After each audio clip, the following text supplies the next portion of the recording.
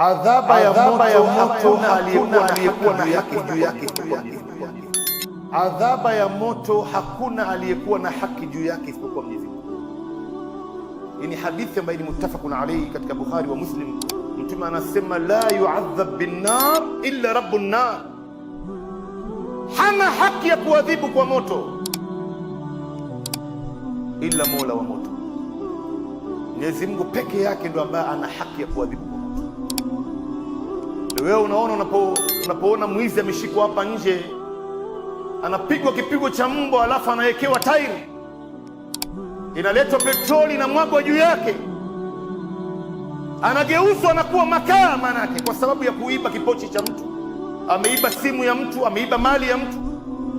Wewe kama Muislamu hufai kujihusisha katika sehemu. Leo kuna baadhi ya Waislamu wanajihusisha ovyo ovyo tu. Labda aliwahi kuibiwa mwaka iliyopita, ameona mwizi ameshikwa, basi anakuja kumaliza hasira zake pale, na saa nyingine sio huyu alomuibia, hata ikiwa ni huyu. Wewe una haki ndugu yangu, wewe ulikuwa unatakana uende ukamtetee huyu bwana, apelekwe polisi kwa sababu kuna sheria ya nchi. Lakini wewe ndio unakwenda kuongeza chumvi na sukari pale, uwa kabisa, choma kabisa. Ndugu yangu, maisha ya huyu mwizi ni ghali kuliko ile kitu alichoiba. Simu haiwezi kulinganishwa na maisha yake. Lakini leo mtu anafanyiwa hii unyama, watu wakiuliza wanasema ni mob justice. Itakuwaje mob justice na mtu anadhulumiwa hapa?